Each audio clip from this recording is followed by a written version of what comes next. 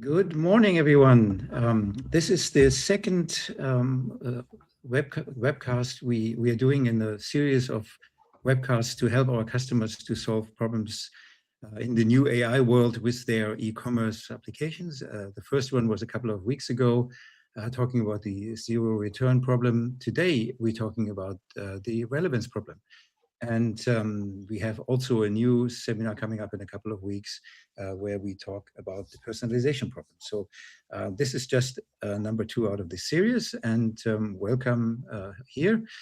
We have 2 speakers, myself, Jürgen Obermann. I'm the senior GTM for Europe, Middle East, Africa, Asia Pacific, and Japan. And then we have our senior principal solution architect, Piotr Kopczakowski, who is going to tell you more about the technical aspects of these problems. Hi, Piotr. Nice to have you here. Hello, everyone. Good morning. A couple of housekeeping things. If you have questions, please put the questions into the chat, and at the end of the session, we will have a Q&A and get through as many as possible. And there's also some resources in the windows you can click on and download. Also, you can contact us and talk to us more about questions you might have or interests you might see. With no further ado, let's go to the next slide, please, Piotr.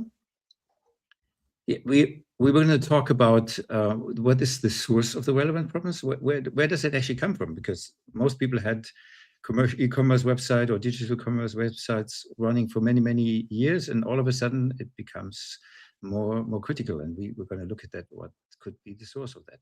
Then Piotr is going to talk a little bit about the Vespa advantage and why in these new times Vespa is actually a very good fit for finding those solutions. He will show you how to do it in a demo and give you some insights there. We have a conclusion and then the question and answers. Next slide, please, Piotr.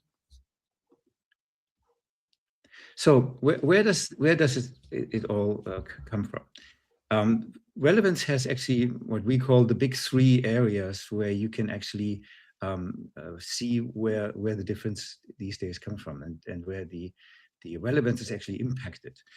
The first area is actually the customer experience. Customers today, they have a very different expectation when they come to a website, especially to an e-commerce website where they want to see what's relevant to them and not a million other things they are not interested in. And from that perspective, the personalization is becoming very, very important. And to do that, you need to do a lot of things with your existing environment to fit into that. And we go to that into more detail later. But also these customer expectations sometimes are in conflict with what the business would like to do. They want to push particular items out of their stock. They want to use promotions. They want to run specific vendor-specific promotions during a campaign.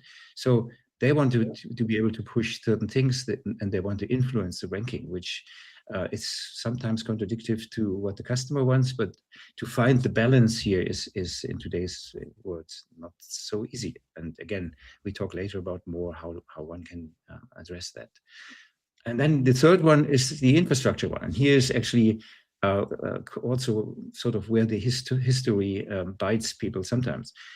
When these e-commerce websites were built originally, it was all the microservices environment and everything was separated.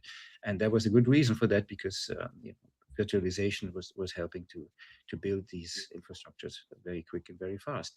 But today, if you need very fast search, very fast ranking, a unified search with personalization, it is not very practical to have rankings, personalization, and search in various different environments. So what is important here is to figure out how to optimize this, particularly for speed and relevance as well. Next slide, please. So talking about relevance is really a multi-dimensional problem, and that's in many ways, because you have to have involves understanding of what's the intent of the customer. What do they really want to see? Because if you want to personalize things, you need to understand where they're coming from, what's their click history, and so on and so forth. So what you want to do in a query, you need to also understand the characteristics of the product. So what are you actually offering? And then also, I mentioned that before, what are the business's priorities? What is the push they want to do? So you have to do, and you want to really show the most relevant item, the most profitable item potentially, and the most available item. So there's no point in showing something which is not in stock at the moment you're showing it. So, and if that's a real life scenario, that is a very important factor. And you want to also make sure that you show the most personalized item. And this is actually what I said earlier. You have to kind of balance multiple customer, business, and infrastructure elements in order to make this all work simultaneously and seamlessly. So, as I said, there's all sorts of things you need to look at, from keyword match, inventory, business rules, customer behavior. All these things are very important for that. And again, why is this difficult to implement today? Next slide, please.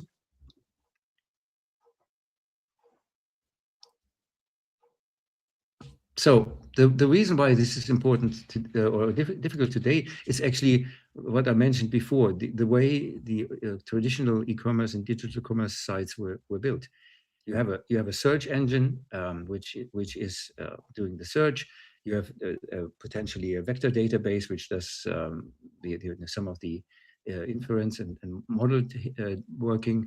You have the ranking, which is to be defined by a team externally and measured externally in most of the time, and the personalization. All these elements are sitting in different areas of your infrastructure, and that can cause all kinds of problems. It's a fragmented signal processing. If you have to hand over every item to another system, to another activity, it's not only a source of error potentially, but it's also slowing down the problem and will not return the information fast enough and relevant enough. You have very little help or influence of the optimization, because every little screw you turn on one end might cause some problems at the other end or at the system. And this is something which is what we find our customers struggling with a lot today. So queries per second go down, the relevance goes down. The more complexity one would add, the more this will influence the infrastructure. And that leads to long lead times if you want to be innovative. You want to put new things in. You want to expand your offering, and to make your products even more relevant to the customer search becomes very difficult, because you have to really take into consideration many of these implementation issues. Now, this is sort of where we stand today, and now I'm going to hand over to Piotr, who will give you a bit more information on how this could potentially be resolved, and how can you build the perfect and most innovative platform you can potentially have. Piotr, how would we do that? Give me an idea. Yeah, thank you very much, Jürgen. So yes, before we dive deeper into the let's say how this can be done, let us explain these differences a little bit deeper, based on what Jürgen said. So now how the typical systems were working, microservices. So all the things were interconnected. Obviously, we got search were executing the traditional, let's say, lexical retrieval, or let's say attribute based. Then there was, let's say, vector databases introduced. So for semantic search, so when we got lexical and semantic components, we needed to re-rank that results and add some, let's say, business logic in the re-ranking, let's say, element. And then obviously all those kind of things needed to be fused again separately as a recommendation parameters to actually put something relevant to the user who was locked, or maybe give some recommendation personalization flavor into that. So in Vespa, we do that entirely differently. So Vespa obviously is a platform which has multiple different capabilities. So one of the core capabilities, search itself, but search for Vespa is much deeper than standard lexical retrieval. It's also something which important for us is that we have really ranking developed to the level that you have full control of the results. So what was introduced in vespa-ai is multi-stage ranking, which we'll be discussing a little bit later. But this multi-stage ranking enables you to fuse recommendation, business logic, and every other component of the logic inside just directly into the search processing pipeline. But this will be not that powerful if we'll not have full model inference capability with NNX framework, where you can load any type of models from, for example, Hugging Face. You can convert to NNX many other models and then inference them. But models typically will return the values either in vectors or scalars, which will be, for example, ranking scoring, which you can use in Vespa. But there is much more in Vespa you can do with those results, or even create something more using the tensor framework. So before that, actually, what we can do, let's discuss what are the tensors itself. So many people understand vectors, that we have vectors. Typical vectors will be dense vectors, which we use in semantic search, but then quite often, now recently, sparse representations, where you have key value pairs, also are visible in different solutions. So, but those are only vectors, right? Tensors are much broader scope of, let's say, coverage in terms of data representation. So tensor is actually almost everything you see. So tensor is a scalar, so number is a tensor. Tensor is vector or sparse vector, dense vector. Tensor is also, so matrix is tensor, map of vectors. So multiple vectors with the, where you have the name, or let's say key, and then vector mapping. So map of vectors is also tensor. When you think about maps, it's also tensor. So what we are actually enabling you to do in Vespa is that you can represent any complex product, user features, or any kind of metrics can be actually represented in tensors.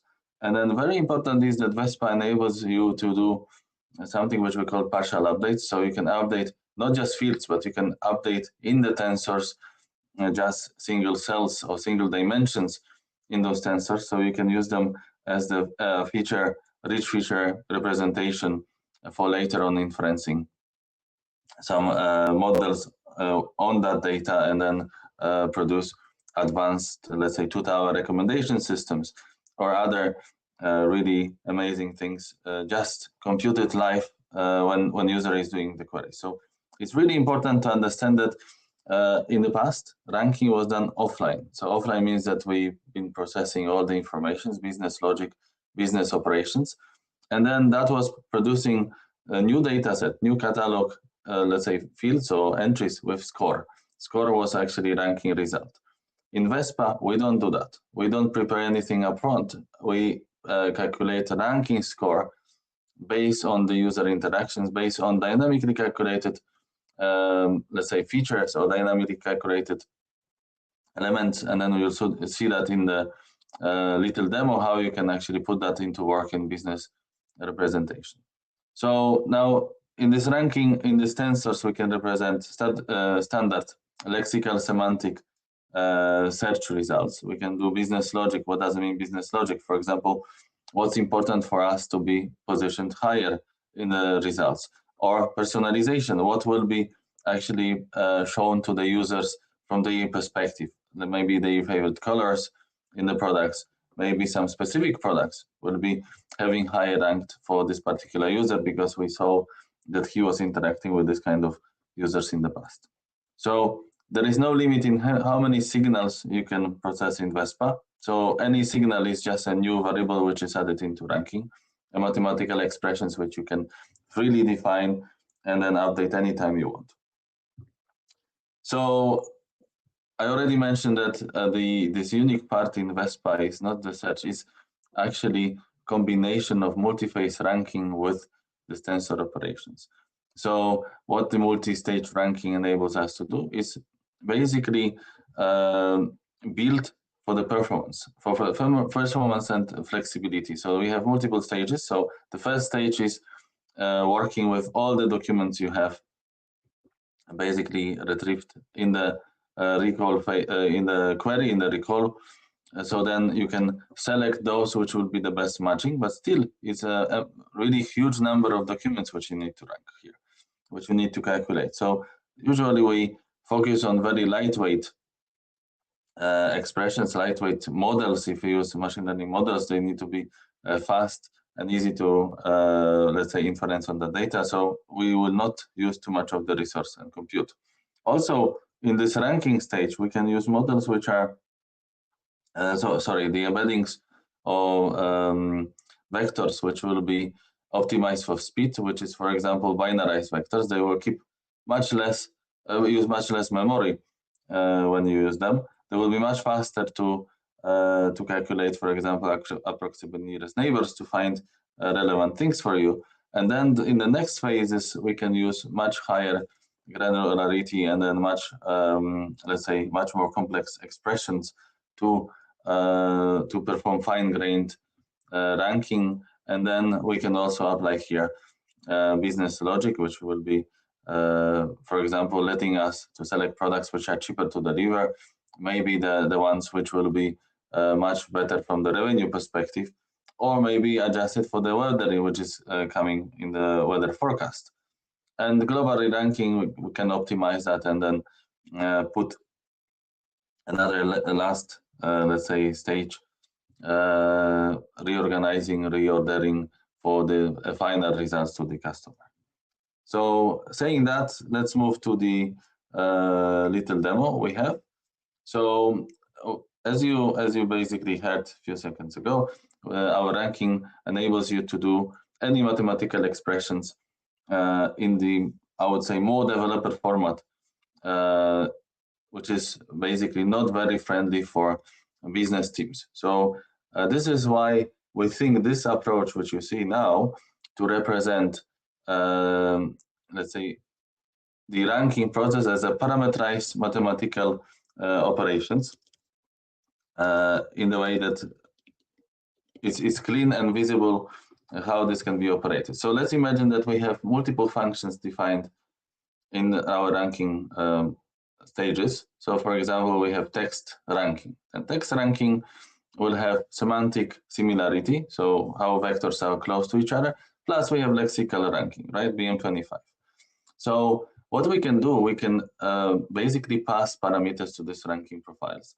In these ranking profiles, these parameters can be setting the importance for each of the elements. So we have this mathematical expression plus weight, which will be influencing how important that calculation is towards our ranking. So then we have defined concept function. Function is referring to this function in the ranking profile, and we define this, let's say, parameters which will be passing to the ranking profiles. And then, as you can see here, we can set basically the default values, min and max value, which will be later on used in the format of sliders.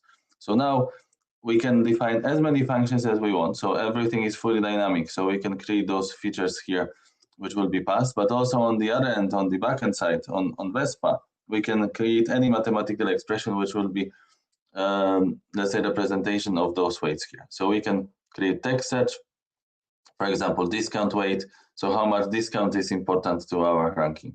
How much is popularity important? How user rating? And as you see, user rating is something very dynamic in the data set. So it can change from query to query, for example. Gross profit, stock levels, also dynamic. Conversion rate, very dynamic. Personalization, this is modified every interaction with the user. Again, very dynamic thing which happens. And transport cost, it might be dynamic too.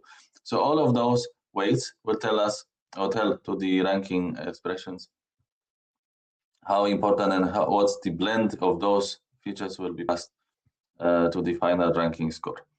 Then we also understand that there is basically a lot to say about the query itself. So users may be entering the query from different categories. They may be actually looking at particular brands, and maybe these brands will need to have different ranking methodology than the generic products in particular categories. So you can define also the query context. Query context means that we will basically select based on that either ranking profiles which will be applied. Also, we can use, if this is consistent with the fields which you have in your data set, you can also use that for filtering. So if we have category and then we have category field in data, and you use that for filtering, then what will be passed to the query will be passed further in the chain to select particular items and then apply these ranking profiles. Then the next concept here is obviously the traffic groups. So you can define as many as you want. So development, production, test, A/B, and so on. So these traffic components will be used to select different rankings profiles based on the traffic source. And then traffic obviously can be selected by tagging requests with particular names. And we also believe that being able to organize your, let's say, organization into different groups, so then every element or unit can manage everything by itself. So if we have, let's say, example here, user. So in user we have assignment for the unit. So as we see here that this user is assigned to this organizational unit path. Then if we change that and we'll move it to different locations, obviously with these users, with this let's say operation, we can move that user to different group, and obviously then this user will have different views in the system, which roles and then which policies were applied, which rules were applied to the traffic within his particular scope of operations. And then here obviously management rules, permissions, all of those should be managed from our perspective and then used to control the different let's say areas of our e-commerce experience. So now you understand what the functions are. Functions are to control the weights and configuration for the ranking expressions which are coded inside Vespa. Then we believe that managing obviously functions separately is quite difficult. So it's probably a nice idea to create something which we call strategies. Strategies can bind those different weights which are applied to the ranking dynamically. So whenever this will be changed, it will basically have impact in the real traffic.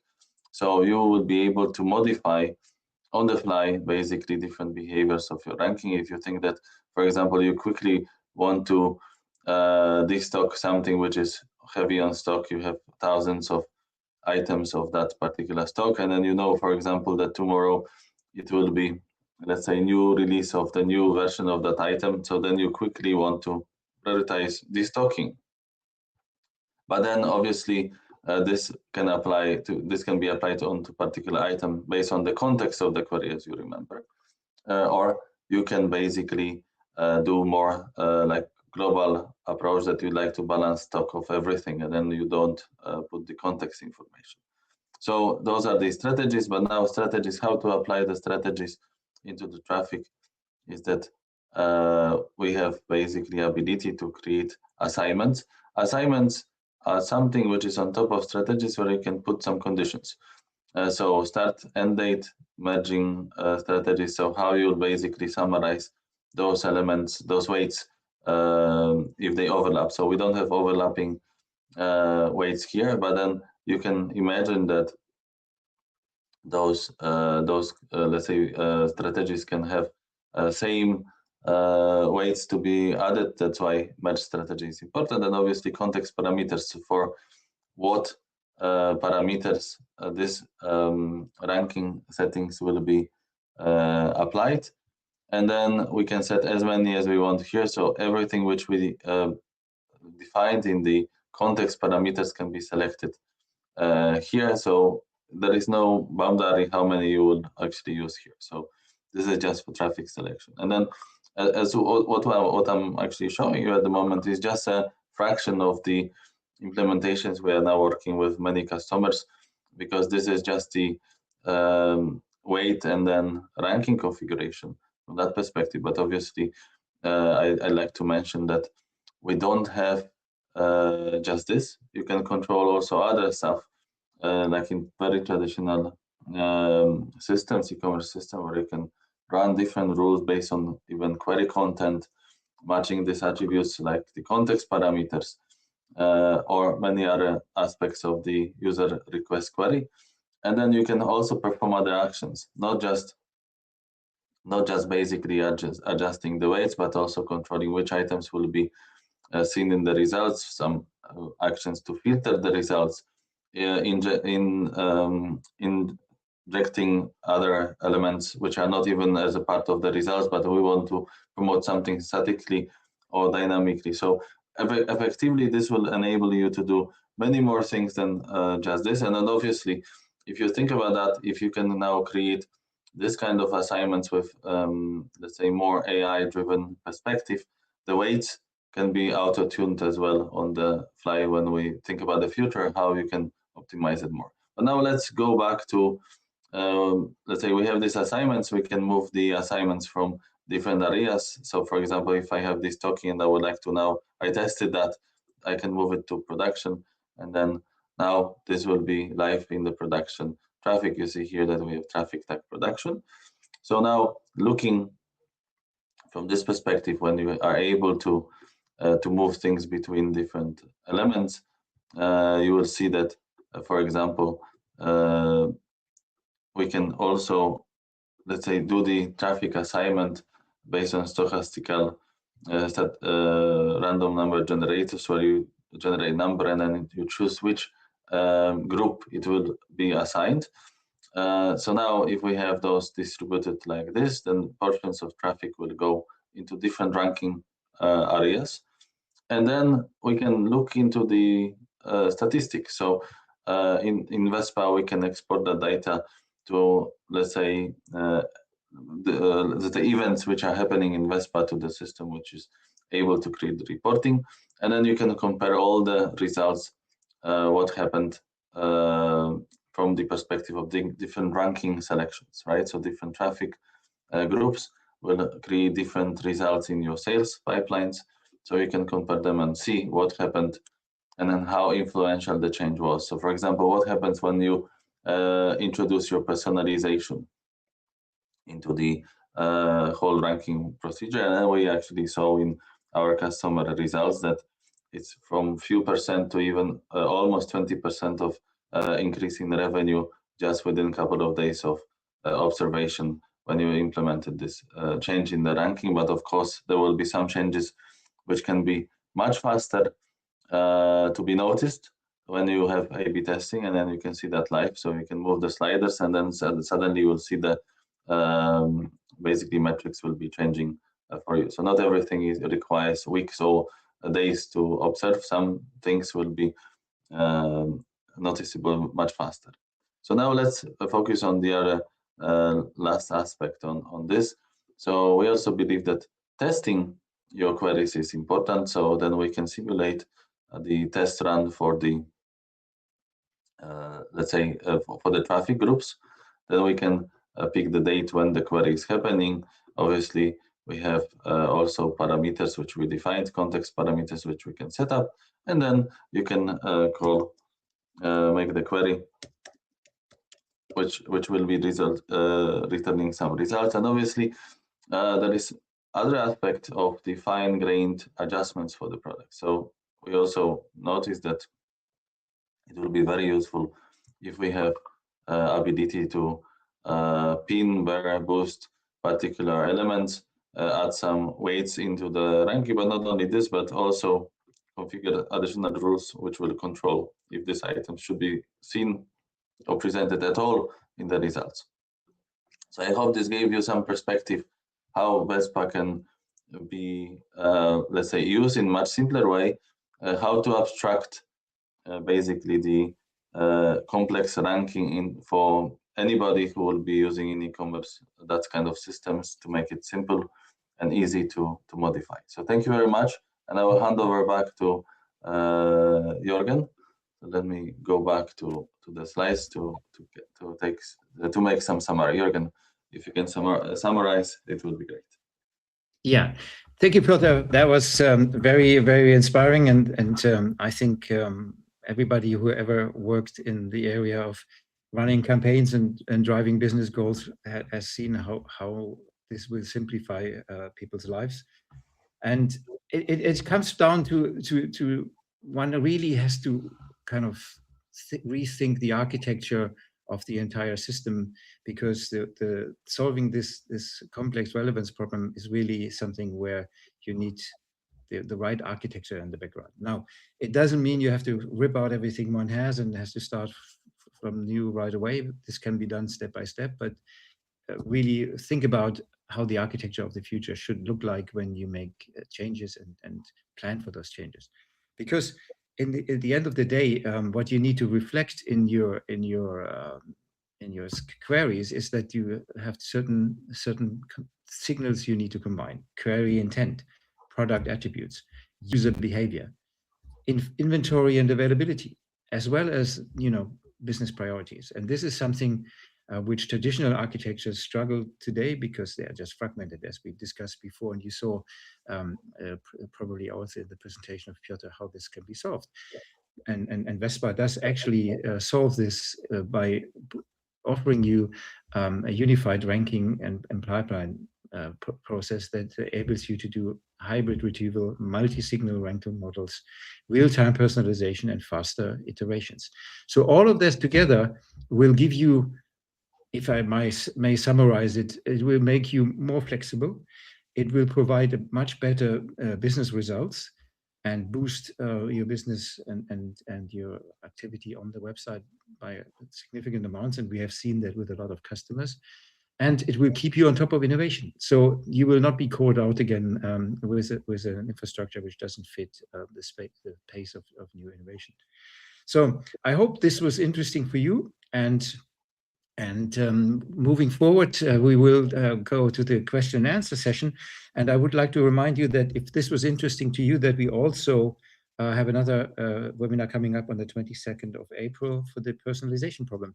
So, Piotr, if you go to the slide with the Q&A, then we can actually start the Q&A session. And I would like you to go ahead and shoot with your questions.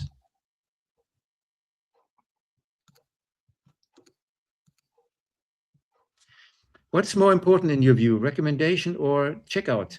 That's actually a very, very interesting question. I just read an article this morning because obviously OpenAI is kind of stopped their checkout solution because it was not so relevant to them, recognizing that actually the relevance really is in the when you start recommending it, it's in the search. Search becomes so much more important these days with all the new technology available and the customer expectations setting as it is today. So recommendation becomes the key part of your business, not the checkout. Checkout is an afterthought after the customer has found the right solution on your or right product on your e-commerce website and basically or application, and then basically goes to the purchasing process. If the customer never arrives at that point, checkout becomes irrelevant. So I think that from that perspective, you really, really need to be aware of the way you present your product to the customers and the way you drive your business from that perspective. Next question, please. Yeah, can you also explain what checkout is? Well, checkout is actually basically, in this context, is when the customer actually buys. So basically, they give you the credit card information. They buy the product, and that concludes the transaction.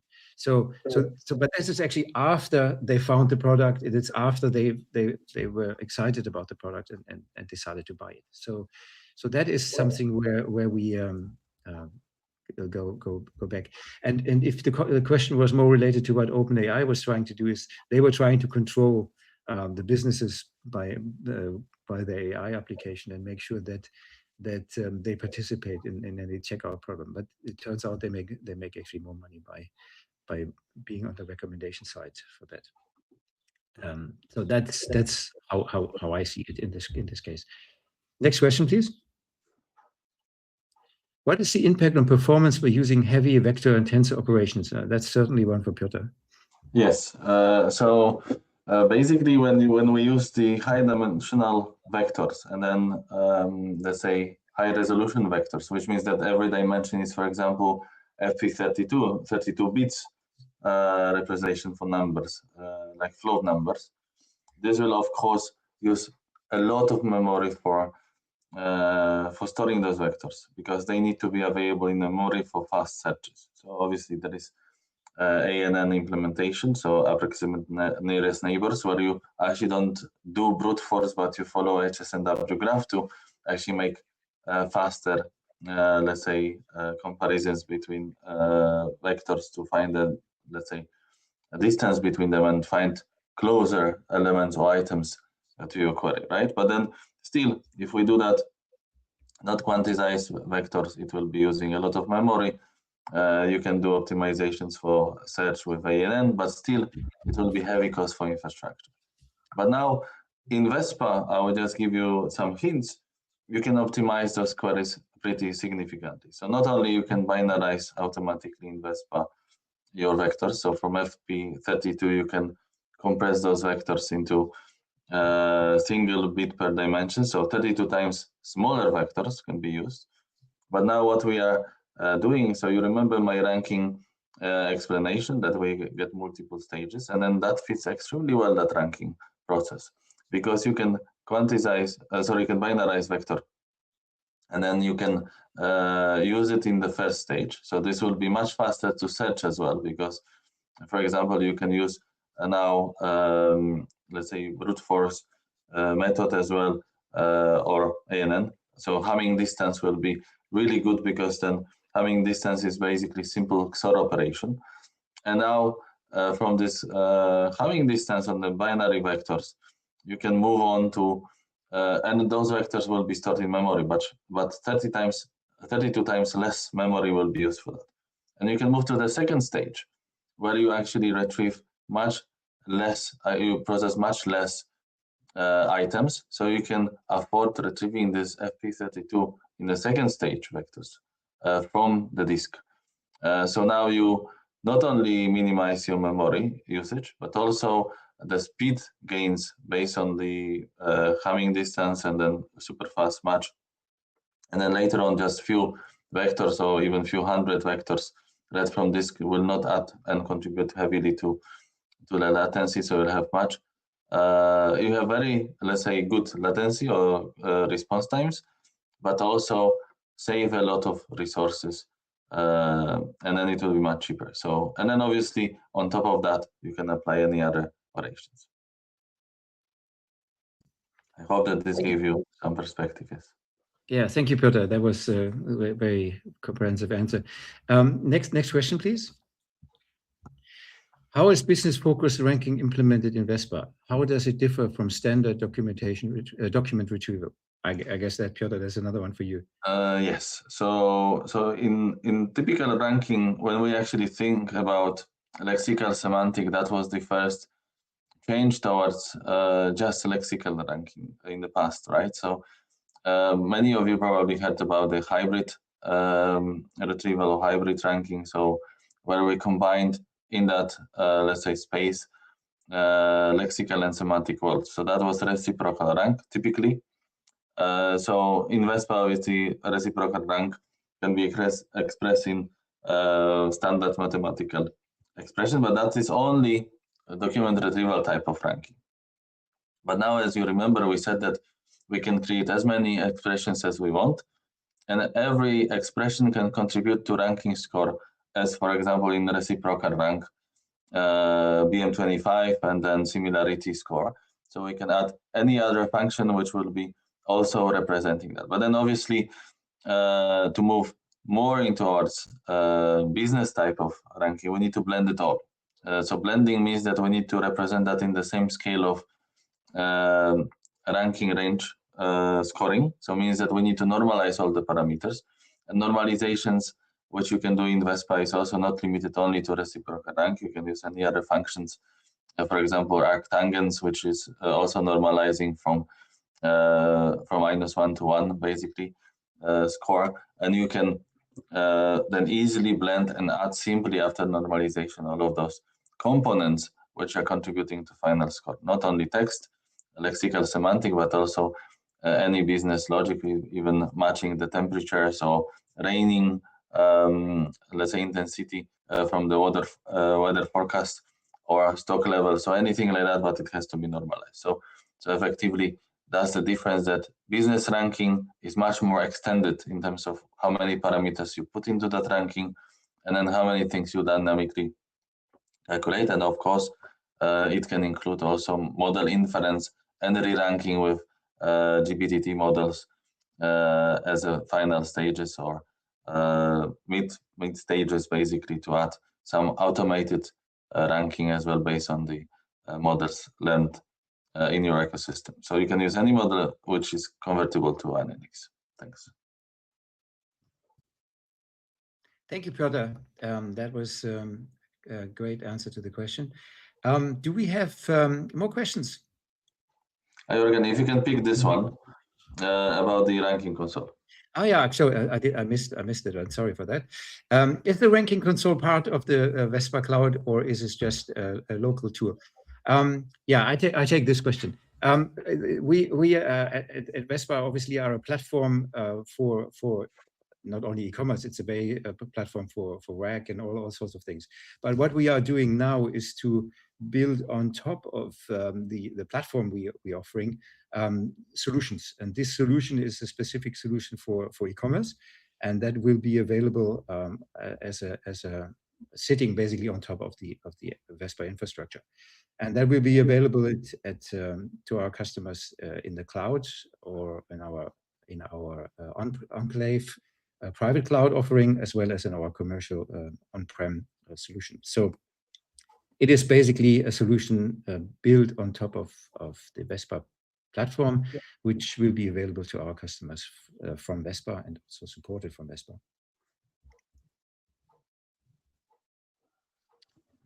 Are there any more questions? I take it there are no more questions, and we also are good in time. I would say again, thank you very much, Piotr, for all your help here in the session. Thank you for joining us today. And again, if you want to know more about how Vespa works in the e-commerce world, we are happy to if you join us again on the 22nd of April to our personalization problem webcast. And with that, I say thank you very much. Download the resources if you want on the download page, and I wish you a wonderful day and hopefully see you all on the 22nd. Have a good day. Thank you. Bye-bye. Thank you very much. Bye-bye.